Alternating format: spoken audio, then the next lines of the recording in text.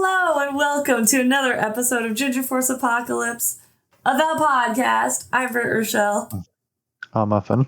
I want to shout out James T in the chat real quick because he even said, heck yeah, if it works, W. He put a W in the chat for Close on Oakley. So, You're dead to me. Oh.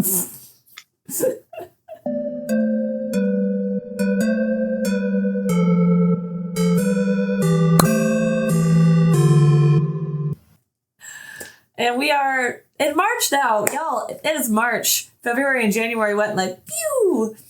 So, I don't know. How's everyone's start of the month going? How's your month going, Muffin?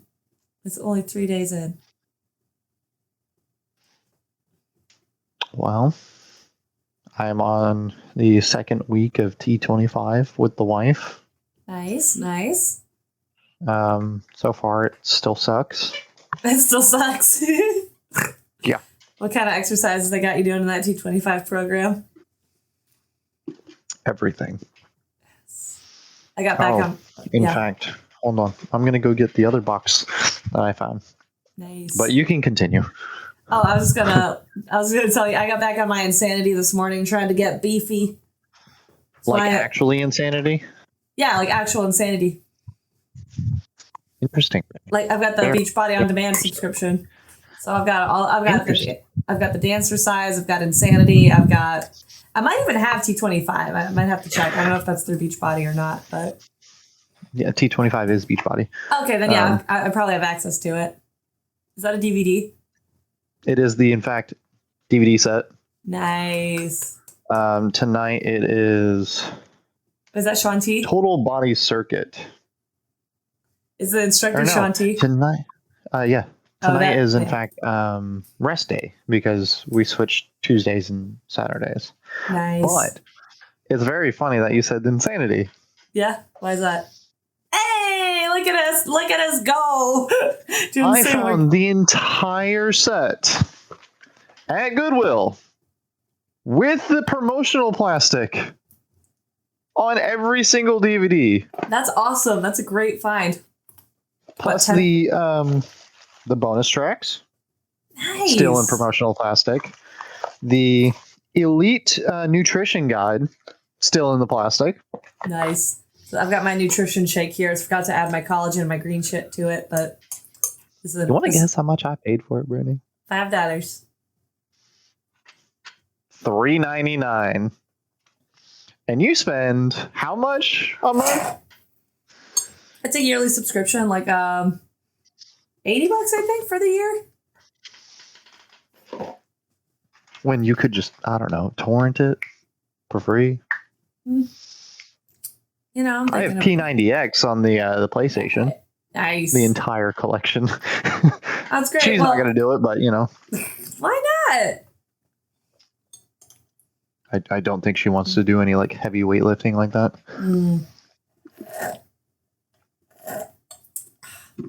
I gotta get muscle mommied up.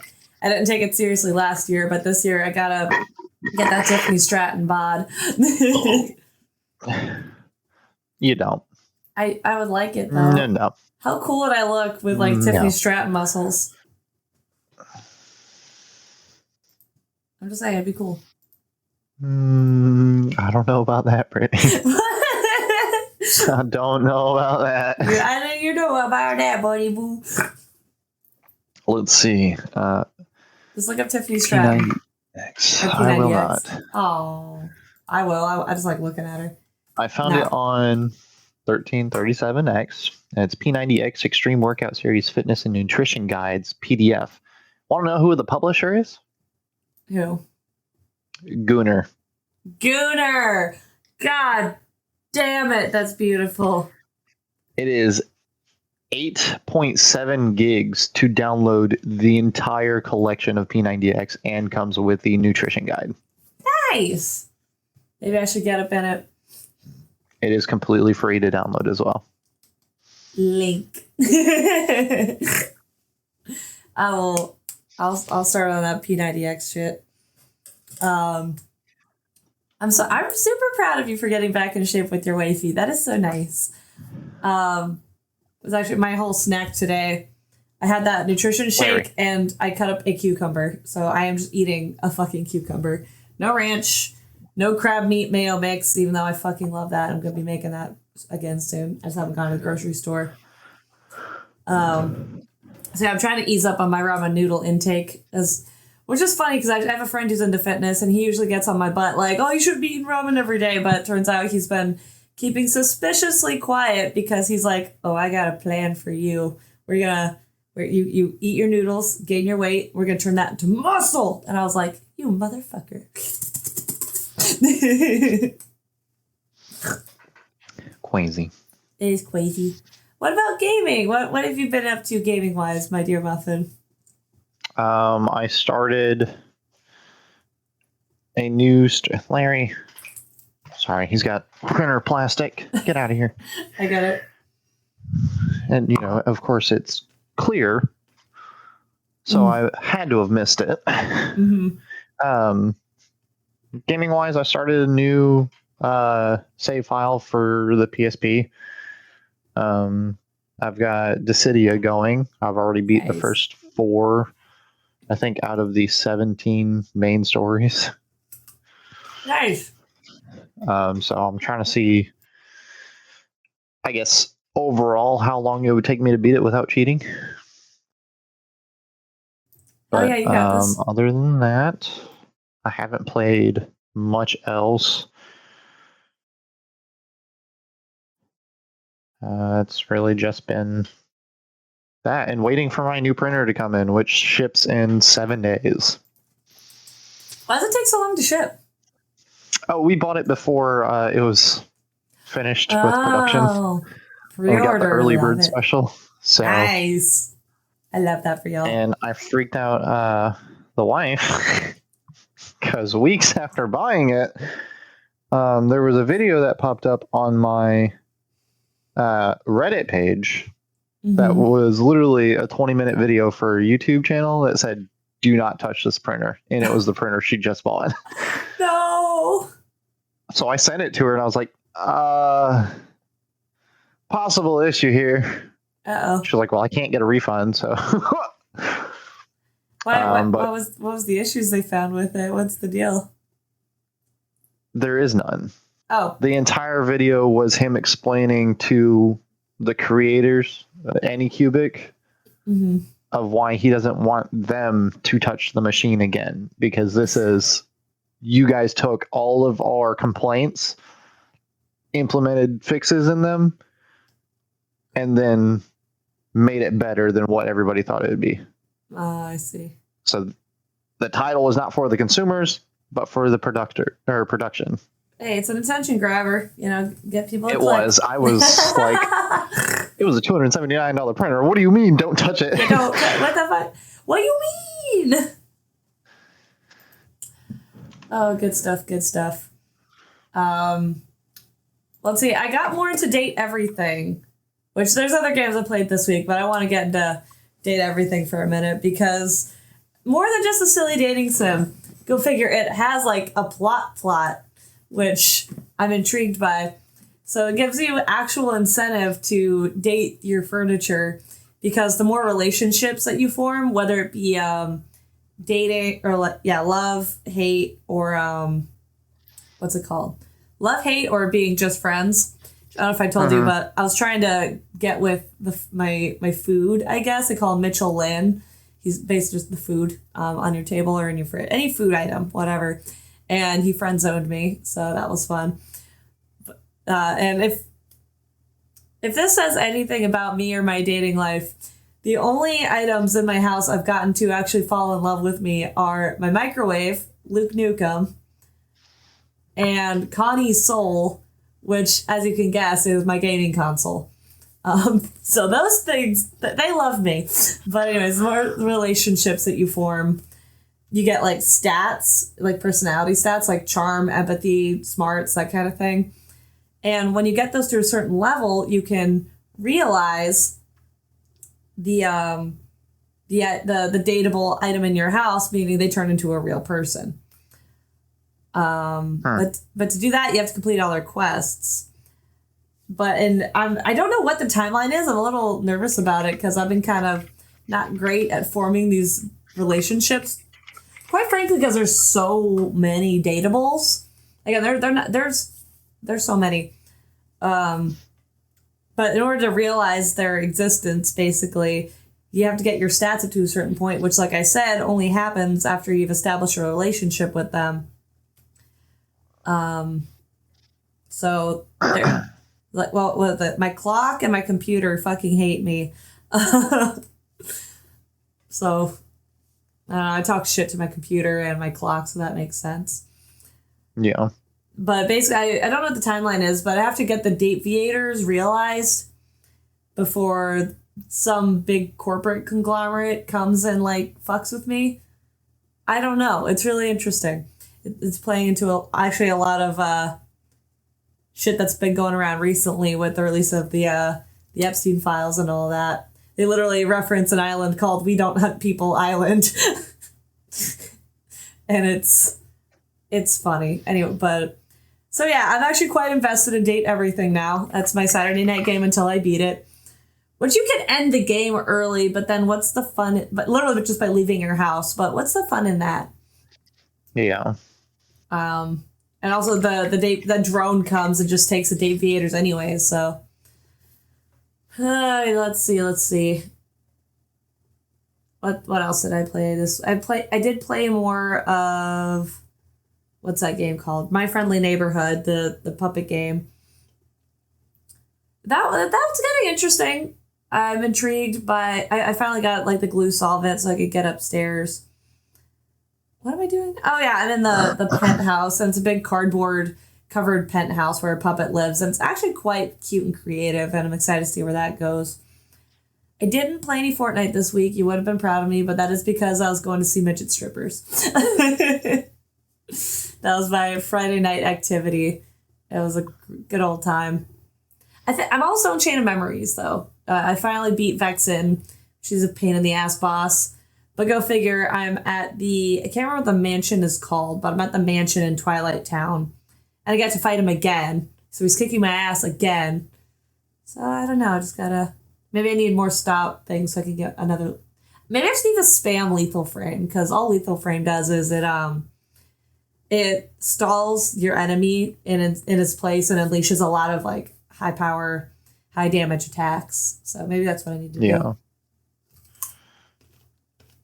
I believe in you. Thank you. I know you don't hear that often, but I believe in you. You know, thank you. I appreciate that coming from someone who will never play Kingdom Hearts in his life. Nope. I think you should, though, still. That will never change. Nope. All right. Uh-oh. With that said, wait, what's that? Oh. Nothing. I hit the wrong button. I'm finding you all the Beachbody things on the site that I'm on. Yes. That way I won't have to renew it yet. I already paid for this year, so I'm just going to use it, but... I mean, as long as you understand how to use a torrent downloader and a extraction program, you'll have everything. We were about to find out. But speaking of finding stuff out, I want to get into the news.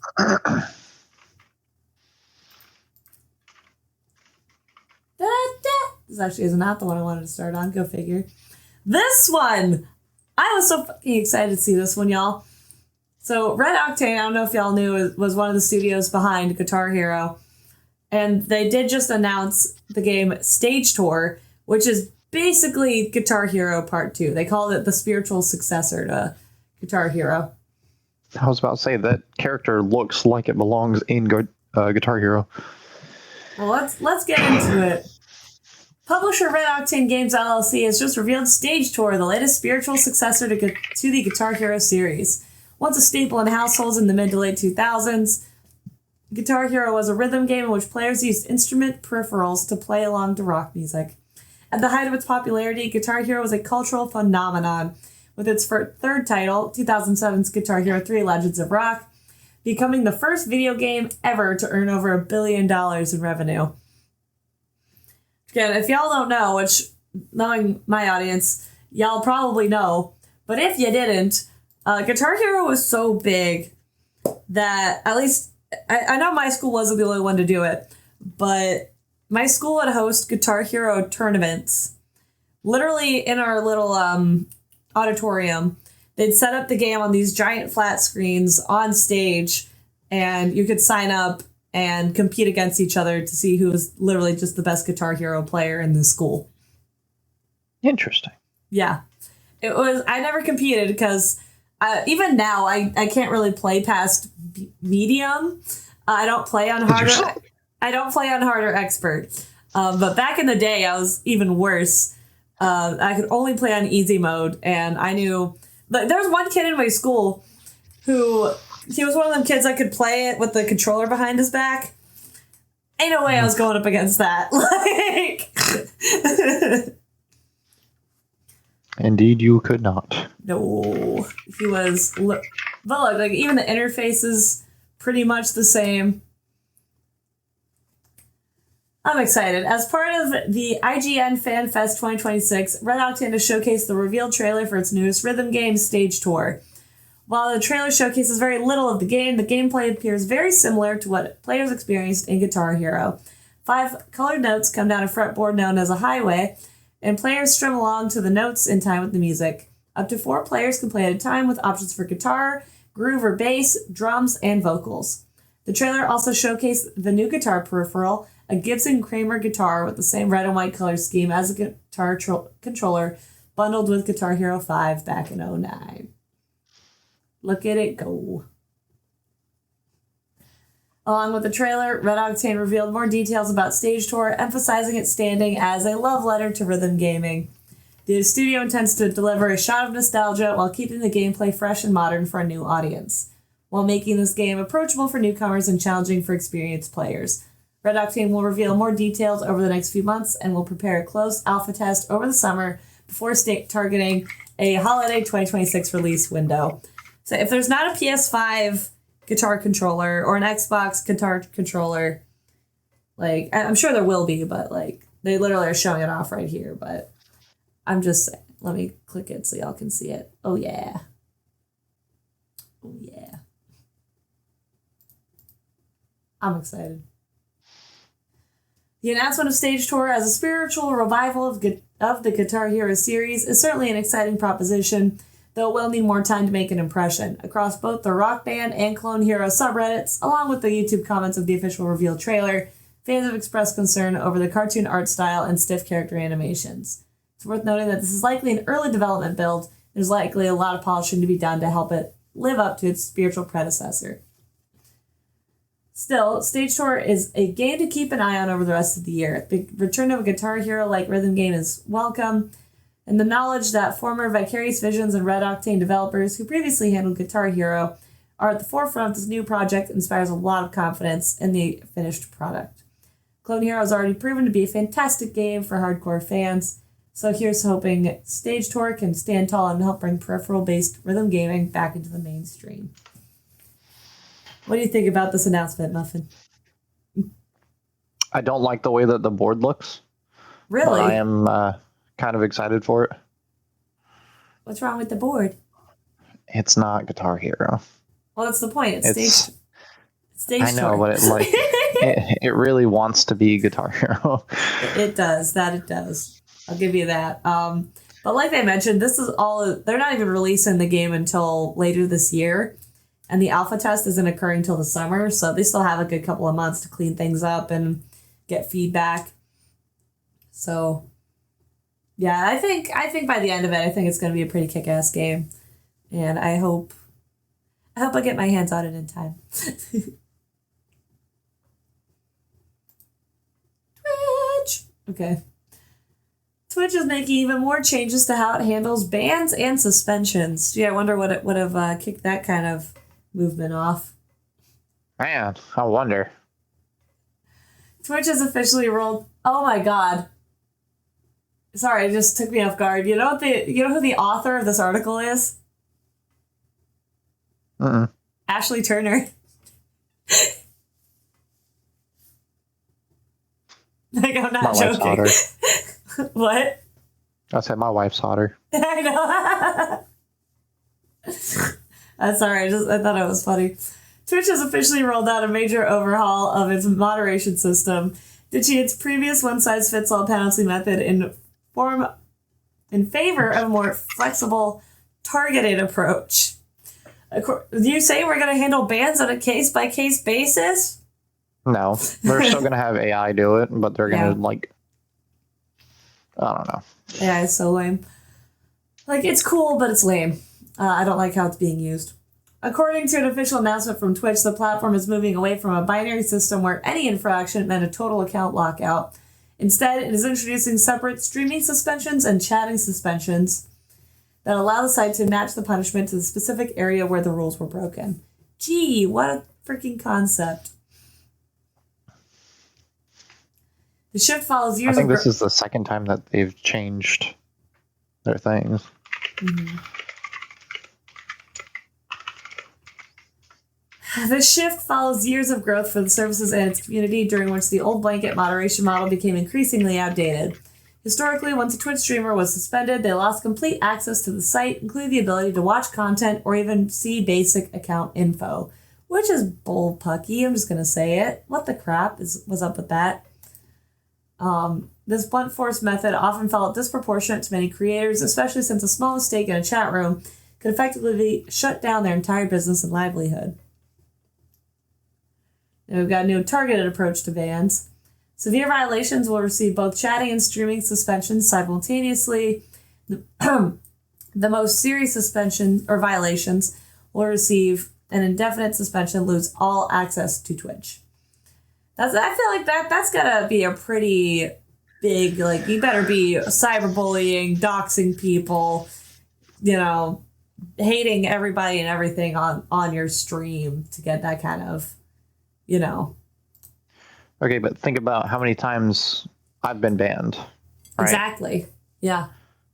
Every single time I've been banned, it's been flagged for botting or anything remotely close to that. And I've never botted in my entire fucking Twitch career.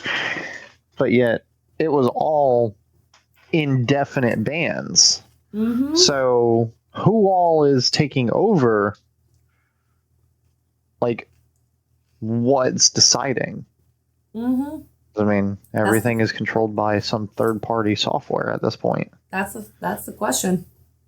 I hope they address that, because it really shouldn't be AI handling that stuff. It's to offload everything. Yeah, I know, but it doesn't mean I like it. But like I said earlier, before you continued, it was the second time that they've updated this, because back in February of this year, they implemented their first change to their enforcement system. Mm-hmm. And now the second change, as of, because when you click it, it says November 19 is this view botting battle. And then, let's see, what was this one? Sorry, should have had this. It's okay. I believe in you, Muffin.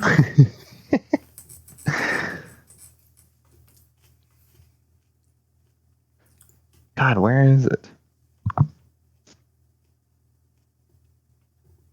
Fuck off. All these ads.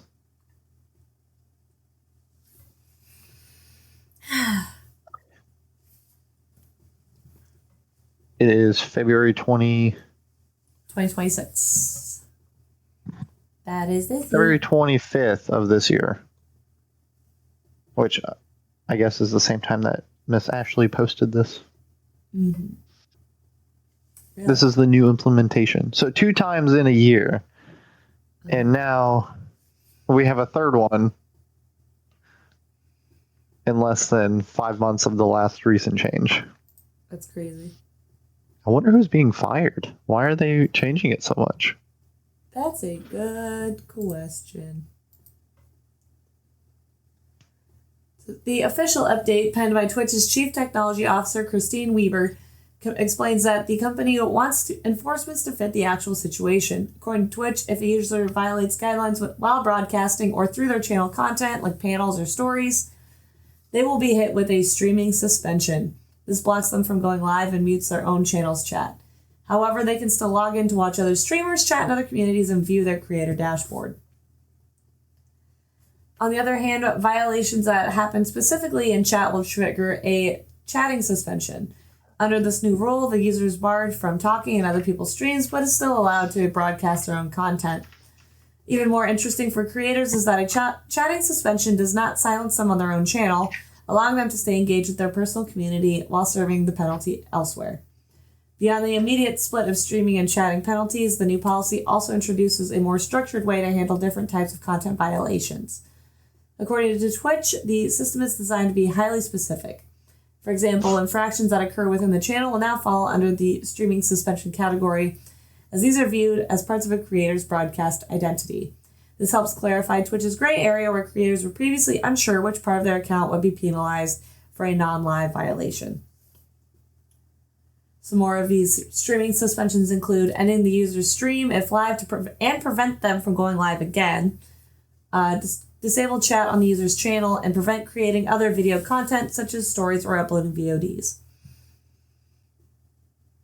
Oh, that also can prevent chatting on channels other than their own, prevent redemption of channel points and purchasing power-ups, prevent sending custom sub messages, whispers, or cheering.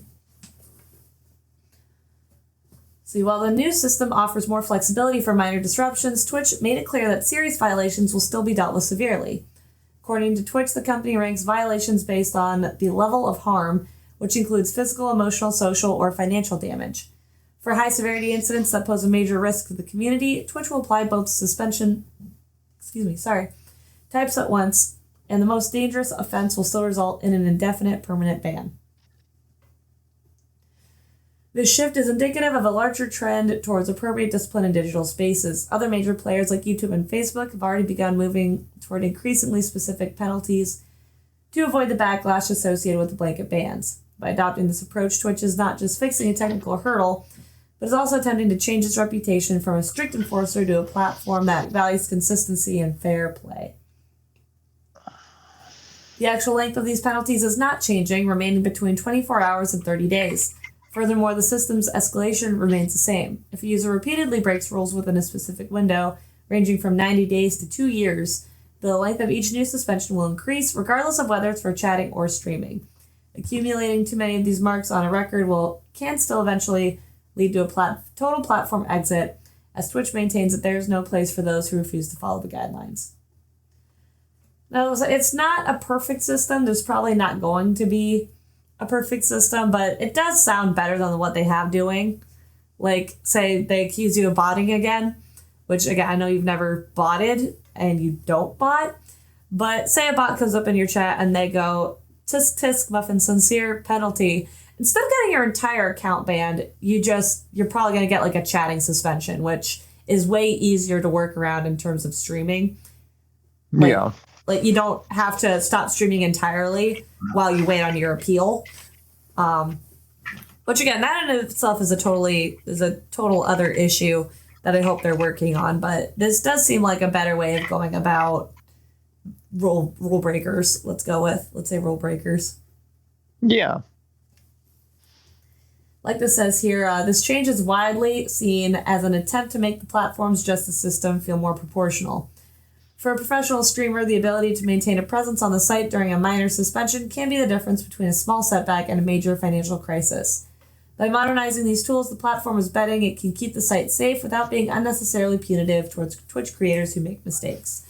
Or in Muffin's case, don't make mistakes and they just call them out because some AI bot got him in trouble. Like, man, if I get flagged, I get flagged. It just means I'm too cool to be on the streams. Too cool for school.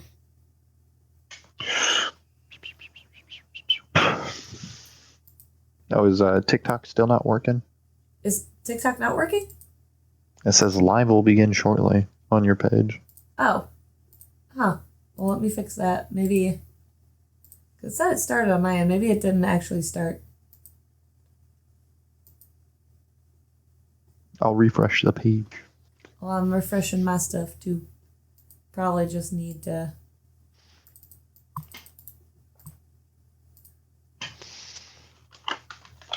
Alright. I think I fixed it. Ow, my ankle. I tripped over a box and I have a giant bruise on my ankle now and it freaking sucks. Okay, there we go. Okay, no, I think there's just a button on my side I needed to press. Sorry about that, TikTok viewers. I appreciate y'all popping in if you're popping in. Especially Muffin Sincere for liking the live.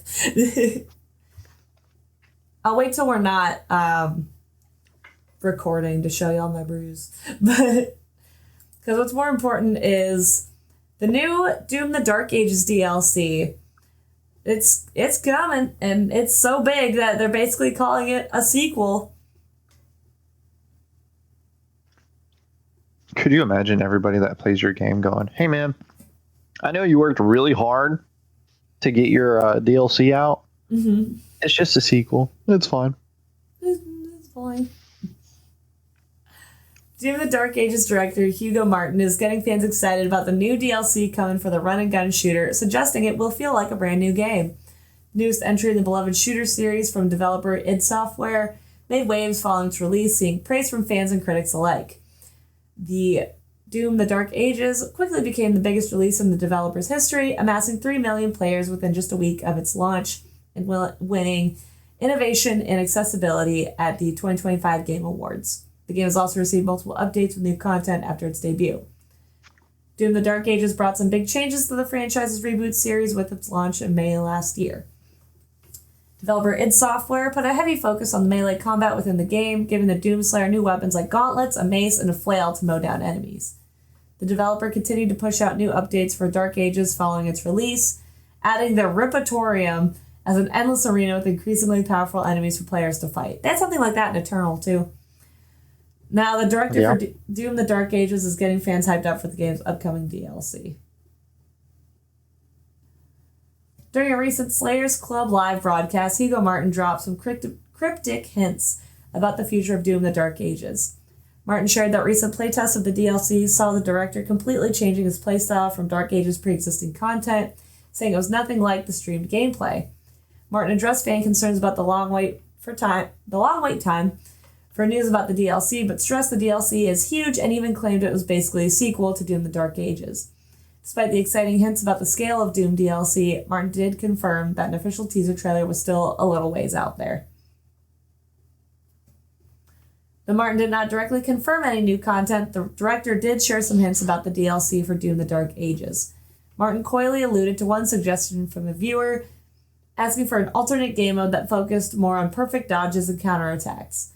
Martin also touched on the importance of keeping true to fan expectations of the franchise, while also being able to innovate and do new things with Doom the Dark Ages. The director did tease a potential new weapon with special movement ability, though he did not go into specifics.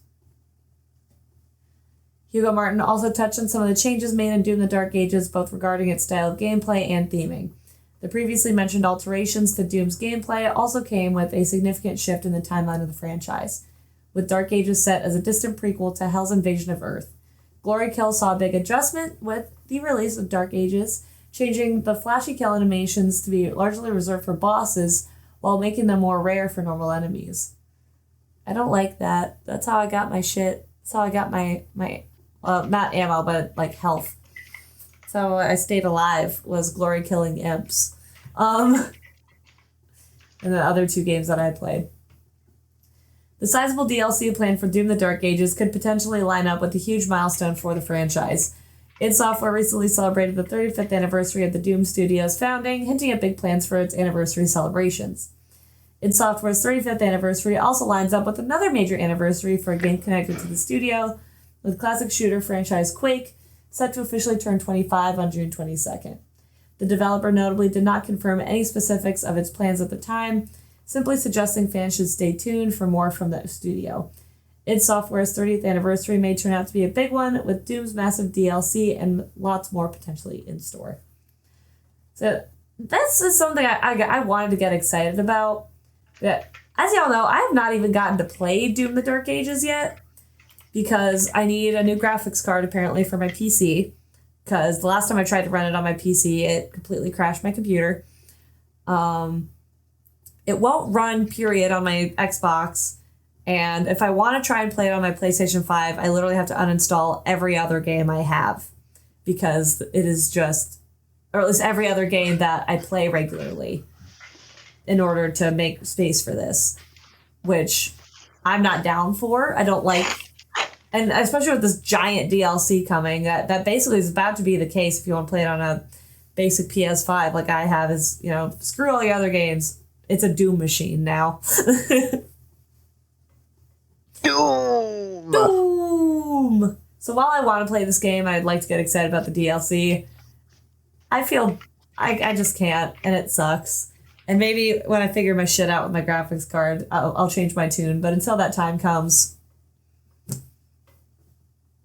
Don't worry, Brittany. I'll play it for the both of us. Please do. You're a good soldier.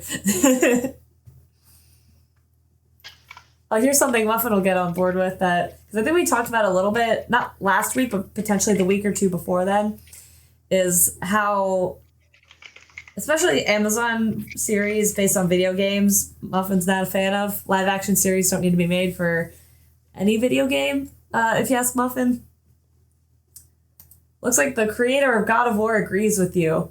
He has called the new Amazon Prime series so bad in so many ways. And I don't think it's even been released yet. Has it? Hey, man. I don't know. Let's see. I don't think it has, but please check. See, I want to give the Lara Croft series a chance. The Tomb Raider series, I mean, but...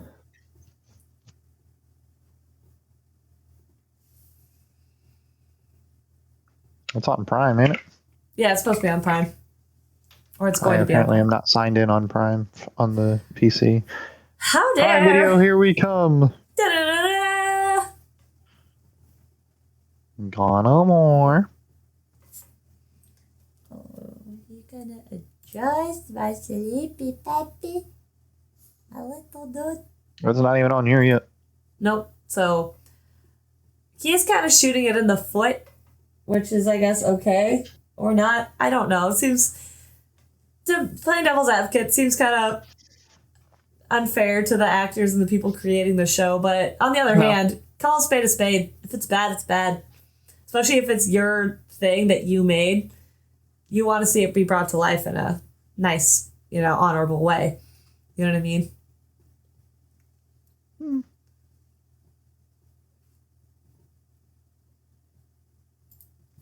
Oh, let's go. Dude, what is that? Is not. It's That not is not that kid. Come on now. It's not Kratos, and it's not his boy. Oh, shit. It's Atreus or something. Atreus, I think so. That sounds right. Apologies to my editor who's going to have to blur that. Amazon Prime recently revealed the first look at the studio's official God of War TV series, which is set to adapt Santa Monica Studios' God of War from 2018 and presumably God of War Ragnarok. Fan response to the first image depicting Ryan Hurst and Callum Vincent as Kratos and Atreus, respectively, have been mostly positive, but not everybody is happy. God of War creator David Jaffa dropped a new video on his YouTube channel on February 28th, 2026, expressing some disappointment over Amazon Prime's live-action God of War series. While Jaffa's faith in showrunner Ron Moore ultimately doing the series justice, he thinks Ryan Hurst just looks stupid as Kratos. That's mean. That's so mean. Like, I get it. You're allowed to have opinions, but that's just mean. No. No. It's not mean. Isn't it mean? No. Just because you agree with it doesn't mean it isn't mean. Things are allowed to be mean and true at the same time. Like, you calling Oakley a rat. I don't agree. You're allowed to say it. I know you don't. I mean, I call Nibbler a rat, so I'm just being a hypocrite about my sweet baby boy. But to be fair, the main difference between Oakley and Nibbler, because Oakley is a bit more obnoxious, I'll argue, but Oakley's hair doesn't get as gross as quickly. Plus, I bathe him every day. Whereas Nibbler sheds everywhere, so he's mostly outside. And he gets really gross and oily really fast. So, I don't know what to tell you. It's just how the Nibbler do. Anyway, back to the thing at hand. Anyone familiar with David Jaffa knows he does not hold back when it comes to criticism. Jaffa called the first look at Kratos and Atreus terrible and so bad in so many ways. Jaffa's biggest issue is ultimately with the choice of image Amazon is using to market the series in particular. He's quoted as saying, "If you're going to reveal to most people a brand new character that you hope is going to carry your series for the first time, and they've never really seen this before, and this is the way you introduce them?"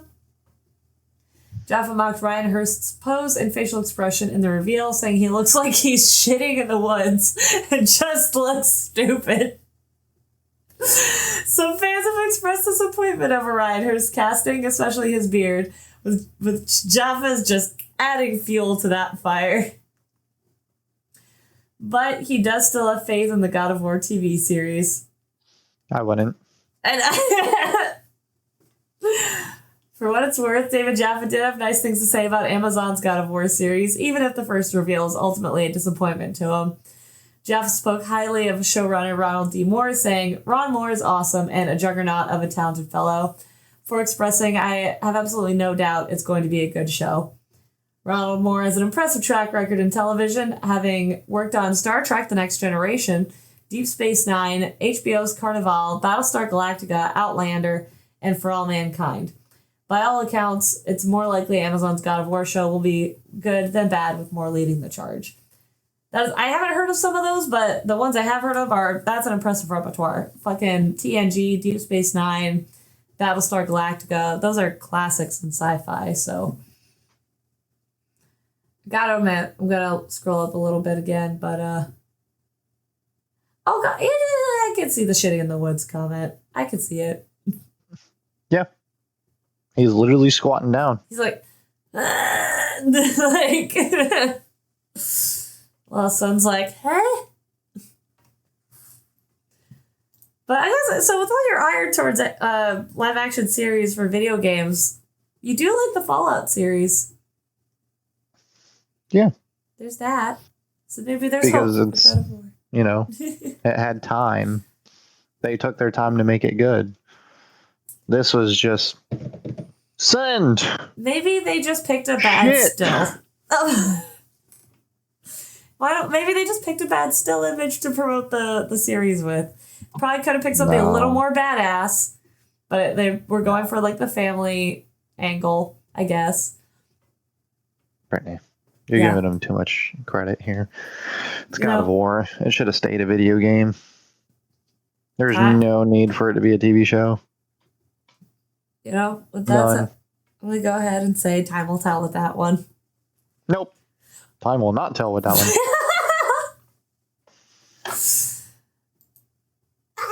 Sorry, Ditto's so cute. I love me some Ditto. Pokemon Pokopia is currently the highest rated Pokemon game of all time.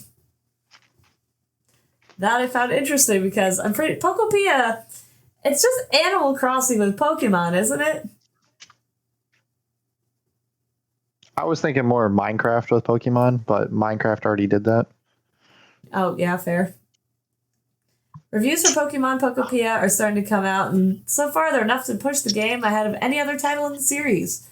While the franchise has had a couple of missteps with some recent game failings to captivate the fan base the way previous efforts have, it seems to be off to a strong start in 2026. It remains to be seen how most people feel about Pokemon Pokopia, but early reviews are giving a promising sign. Okay, so this actually vouches for both of us here. When the Pokemon Company first unveiled Pokopia, it immediately drew comparisons to Minecraft and Animal Crossing. That alone was enough to excite fans, and that hype would grow as more came out about the game. A leaked screenshot suggested that Pokemon Pokopia has at least 300 entries in its Pokédex, meaning it has more Pokemon to encounter than 2025's Legend ZA. Now, on the cusp of its release, there's another feather to add to its cap. Yeah.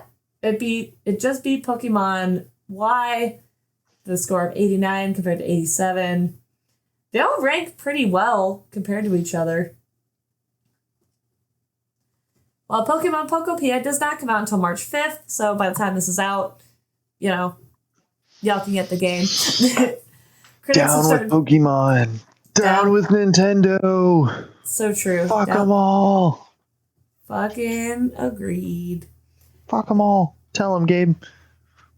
Fuck them all. Gabe is so cute. He was like, oh. Well, he's sitting here clawing my leg, so. All right. I'll get me some chips and queso on the break. You're making me hungry. You good? Ooh, you gotta tell me how those are. Because I'm gonna go to the store. I don't know when. Whenever I get around to it, I'll pick up my own. But how is it?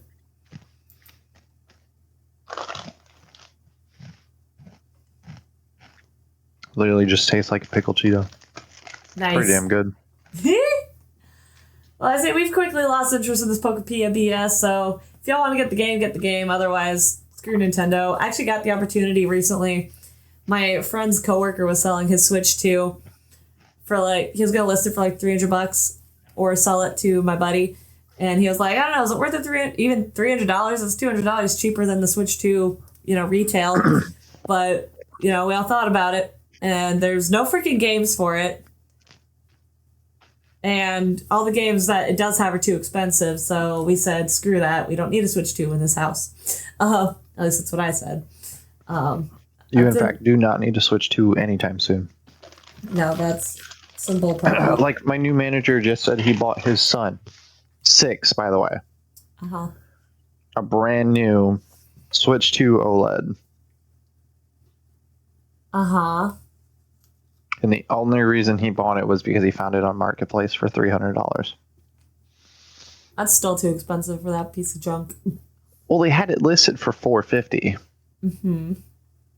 And when he went up there and to buy it, she was like, I have a game on here that you guys can keep. It's a digital game. And he was like, I can't do that. Nintendo will brick the console for both me and you.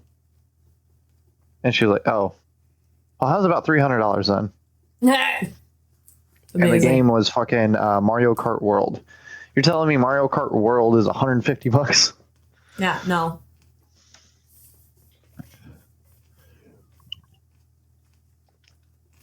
So yeah, we will not be playing Pokepia.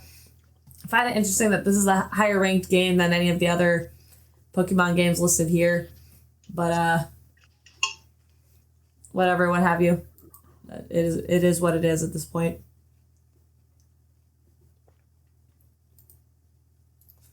I see y'all say it's gonna end up like Halo on Paramount, the God of War series. I mean, probably. Honestly, the only reason I really like Halo, the only reason I kind of want to watch the series now is because of the main actor who plays Master Chief. I like him, but I like him and stuff. But we'll fucking see. All right, second to last, a massive video game archive with 390 terabytes worth of games is shutting down, which is a damn shame. Myriant, one of the most impressive gaming archives available for PC players, has announced that it will be shutting down. The nonprofit website hosts over 390 terabytes, or TIBs, as I like to... No, that's stupid. Video game files, making it one of the internet's largest source of archived gaming data, available to both industry historians and gamers on PC with legally owned copies of its games. In the wake of the industry shifting largely toward digital downloads and subscription services, gamers have long debated the best methods of video game preservation. As digital storefronts become more stacked with new releases, distributors reserve the right to remove older titles from availability at any time. Like most fields rooted in technology, the game industry expands rapidly, and older titles are often left behind when they become unavailable on modern platforms. While remasters, remakes, and retro collections are valuable ways to keep these titles available to new or returning players, online archives play a major role in ensuring some of gaming's rarest and most obscure works are not abandoned or forgotten as other games become available to purchase. Online video game preservation archive Myriant has announced that it will be shutting its doors on March 31st, 2026. So you do have until the end of the month to play, some old games. I am currently looking at the whole list right now. This enormous archive of data, which allows any user to upload copies of their legally owned video games, posted the news to Telegram page, assuring fans that the website will continue to function until its closure at the end of the month. The site's Discord and Telegram pages will remain functional, serving as a meeting ground for retro enthusiasts and digital archivists to organize their efforts to continue preserving games. Now, the post lists a handful of reasons behind the closure, chief among them the cost of maintaining the website. Funding and donations have not increased at the rate as the site's traffic, and Marian's creator acknowledges they've been paying $6,000 a month out of pocket to make up for funds needed to keep the site running, something that they admit is not sustainable. The post specifically calls out the rising RAM, SSD, and HDD costs that can be directly attributed to the increased use of AI in the computing world. The impact of the current RAM shortage on the games industry has been extremely significant and has increased the cost of hosting a website like Myriad. The site's owner also mentions the recent increase in specialized download managers that lock certain site features behind unauthorized paywalls, something they strongly condemn as being strictly forbidden. I'm curious. Yeah, go for it. What are you curious about? So for the Myriad site, it mentions a whole section of Internet Archive, which for anybody that is on the internet, they understand what the Internet Archive is. Yeah. Or what Wayback is. Yeah, the Wayback Machine and all that. I want to know is if I can pull up the Wayback Machine for the Myriad page and see when the last time it was indexed. Ooh, there we go. Muffins finding a workaround. Doo-da, doo-da. March 2nd, which was in fact yesterday, had a total of 5 indexed web pages. Now, what I'm going to do is look at the last one, which was at 4:33 on March 3rd. So and today. If I can click any this of morning, these. early. No, March 2nd. Oh, okay. So you said March 3rd. God. Trying to get me all mixed up over here, Brittany. I didn't say Shame it. on You said you. it. You said it. Shame on you. Software list. Let's look at BIOS devices. I'm just clicking randomly, by the way. Okay. Because all of these Hey, are Zab. indexed all the way back until December and such before then. Oh my god. I can see why they're closing it. Why is that? On September. Oh my god, what is going on? I am lagging. I apologize. Yeah, you are. I think it's just loading so fast. Okay, I'm seeing Yeah. There you go. 12 different BIOS settings for one singular device. Wow. And it's all on the 25th of September of 2025. Okay. And it's all in one page. Wow. But ultimately, if you guys do understand how the Wayback Machine works, you can 100% download everything even after Myriad shuts down on the 31st. Which I think is going to be great because I personally don't have enough space for 390 terabytes worth of content. I certainly don't. Would I, in fact, like to, at some point, do like my own arcade machine with the Raspberry Pis that I have? Yes. I would 100% like to make one of them a MAME machine and have Time Crisis on there. Time Crisis is such a fun game. I'm so bad at it, but it's such a fun game. Dude, I fucking love Time Crisis. Especially 2, because I strictly played that at the arcades. Time Crisis. You know?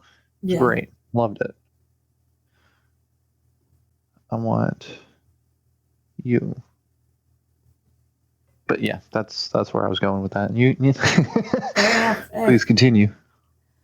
So yeah, basically, Myriad is only the latest casualty of the current AI boom happening in the tech space. With RAM prices shooting up at unreasonable rates, manufacturers and customers alike have struggled to adjust.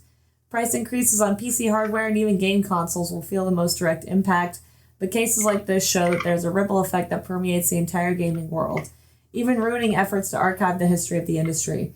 Predatory practices and a lack of support only serve to compound the issue.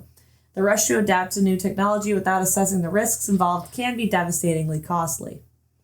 Studies have shown that PC players tend to play older titles more, with the platform often serving as a safe haven for retro games. Archives like Myriad are massively important as they preserve titles that may not be deemed profitable or significant enough for major distributors to dedicate space to them. And we see here in the picture, we've got Who Wants to Be a Millionaire, freaking Spice. I didn't know Spice Girls had a video game, but apparently they do. Because I thought it was Bratz at first, but then I saw the little globe thing. It's a Spice World video game. Anyway, so video games are a labor of love, and each one of them deserves to be remembered and preserved for future fans to appreciate. Physical media should never have died. Maybe we can bring it back. Okay, vinyl records made a comeback. Burnable discs. I can always make some discs, but those are only 6 gigabytes a disc. Okay, so yeah, you could do a handful of games. Like a quarter of the entire. Right. Oh my god. Less than a quarter. What did you say? Spice Girls? The Spice World video game. This is a Spice World PC game. Right there to the left of Lord of the Jungle in the... Oh, that's PC though. I was looking under MAME. I see it. Spice. Yeah, I'm gonna have to look that up. Maybe I can play it on Myriad before they... I don't know what bit savers are. I don't know. I would assume arcade games. I don't know.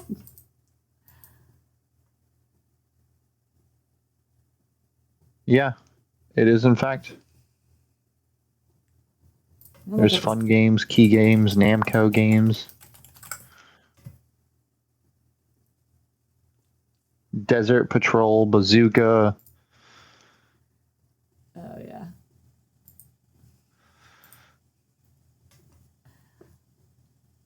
All right.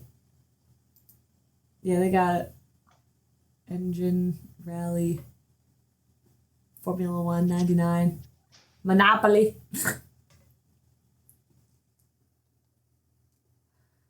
All right. So last but not least, we've got an interesting law placed in... I'm not surprised it was in California, but I just hope this doesn't become a trend. A new California law passed March 1st requires all operating systems to have age verification. The state of California's Digital Age Assurance Act, which was passed last year, will soon require every PC and mobile operating system provider to ask users for their age at account setup and then send the data to app developers. Although California law does not take effect until 2027, this would affect Windows, Mac, and Linux PC users alike throughout the Golden State. California's Digital Age Assurance Act, AB 1043, was signed into law by Governor Gavin Newsom in October of last year, after it unanimously passed both chambers of the California state legislature. AB 1043 would mandate that operating system providers include a real-time application programming interface that categorizes users into one of 4 age brackets.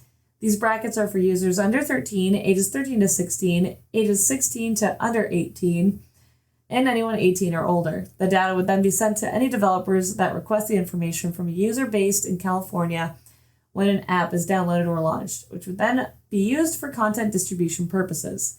AB 1043 goes into effect statewide starting January 1st, 2027. Although age verification measures in games like Roblox have forced users to upload a facial scan to prove their age, California's upcoming Digital Age Assurance Act will not require such controversial measures. AB 1043 will just require California-based users to enter their date of birth upon creating an account with companies like Microsoft, Apple, or Google, depending on the operating system they plan to access. Don't they do that anyways? I thought they did that anyways. Maybe it's just optional. Yeah. The law encompasses anything that uses an OS, from PCs to mobile devices and game consoles. However, it does not apply to any broadband ISPs or telecommunications services, and does not allow developers to share users' age information with a third party for any purpose other than for verification. As it stands, AB 1043 would likely require operating systems to add an age verification API via firmware update. However, Governor Newsom stated that despite passing AB 1043, an amendment for multi-server accounts and streaming services would likely be necessary. Newsom cited concerns from game developers and streaming services about user profiles and accounts and across multiple devices. As of this writing, no amendments to AB 1043 have been proposed, so the law will go into effect in its current state. Along with the snags that multi-user accounts may pose to AB 1043, the rise of Linux as an alternative to Windows presents another problem. Developers who receive this information and do not comply with AB 1043 will face penalties between $2,500 and up to $7,500. Additionally, several Linux operating system distributions, such as Ubuntu, do not have a centralized account infrastructure in place compared to Windows and Mac OS. Ergo, Linux OS distros are likely to be found non-compliant by default in California. Although a disclaimer that states the operating system is not intended for use in California under AB 1043 to be utilized, it remains to be seen what the developers of various Linux distros will do in response to the law. While AB 1043 will not require California users to submit anything more than their date of birth, age verification measures from other services will likely continue to be used. Although Discord was set to launch its global age verification on March 1st, Discord delayed its controversial rollout following user backlash, thank God. Though Discord is set on activating its age verification systems in the second half of 2026, the popular voice and text app stated it was looking for additional ways to verify the user's age, including credit card information that would not require a facial ID scan. Given the broad scope of AB 1043, the law would also impact Steam OS, which is utilized by the Steam Deck and the upcoming Steam machine. Though Governor Newsom has proposed some amendments, the time will tell what changes will be made to AB 1043 before it goes into effect. So I wanted to close on that because obviously this is an unfortunate trend that's been a long time coming in computers. What do you think about that law that was passed in good old California? It's quite the weird way to say California.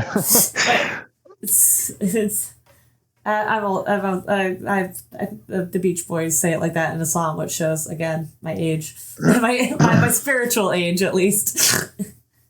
Spiritual age, interesting. What a weird way to say that you're just old and decrepit. I mean, look at me. I'm old. I'm decaying as right in front of y'all as we speak.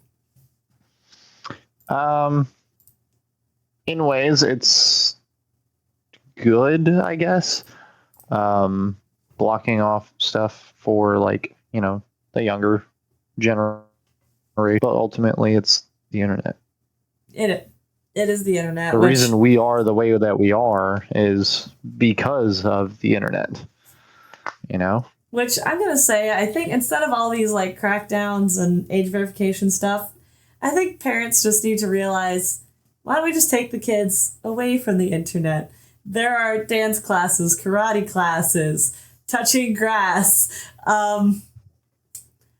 parental supervision. Again, I don't know how many of my friends we do. I never did it independently. It's always at a friend's house. But do you remember Omegle?